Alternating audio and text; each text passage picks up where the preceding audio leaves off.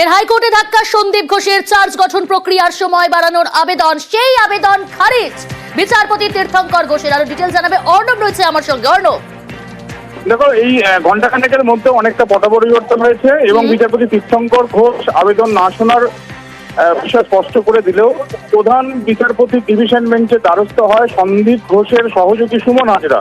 কারণ আরজিকর দুর্নীতি মামলায় যে চার্জশিট সিবিআই নভেম্বর মাস 2024 সালে দেয়, সেই চার্জশিটের যাদের বিরুদ্ধে অর্থাৎ যারা চার্জশিটে অভিযুক্ত সিবিআই, সেখানে সন্দীপ ঘোষের সহযোগী হিসেবে সুমন হাজরার নামও রয়েছে।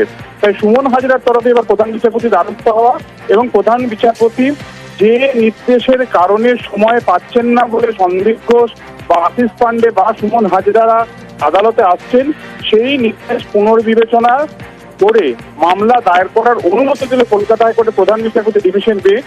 এবং কখন শুনানি হবে সেটা দৃষ্টি আকর্ষণ করে ফের সিঙ্গেল বেঞ্চেই যাওয়ার পরামর্শ এবার বিচারপতি তীর্থঙ্কর ঘোষের বেঞ্চ।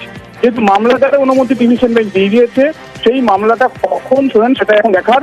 ইতিমধ্যে সুমন হাজরার তরফে সিনিয়র অ্যাডভোকেট সব্যসাচী বন্দ্যোপাধ্যায় চেষ্টা করছেন যাতে এই মামলার শুনানি আজকে দুপুর 2টোর মধ্যে করা যায়। তাহলে আলিপুর আদালতের যে চার্জ ফ্রেমের প্রক্রিয়া সেটাকে অন্তত তারা আটকাতে চাইছে, তারা কিছুটা সময় চাইছে, সেই সময় পায় কিনা এখন সেটাই দেখার। অর্থাৎ সকালে একেবারে ব্যস্ত হয়েছিল একক বেঞ্চে সন্দীপ ঘোষের সহযোগী সুমন হাজরা এবং প্রধান বিচারপতির অনুমতি সাপেক্ষে এই মুহূর্তে তারা মামলা দায়ের করার অনুমতি পেয়েছেন। তার শুনানি কখন হবে, কিভাবে হবে, সেটা এখন প্রধান বিচারপতির অনুমতি দেওয়ার পর বিচারপতি তীর্থঙ্কর ঘোষের তার পর্যবেক্ষণ বা নির্দেশের উপর নির্ভরশীল। এখন দেখার আজকে দুপুর 2টোর মধ্যে শুনানি হয় কিনা।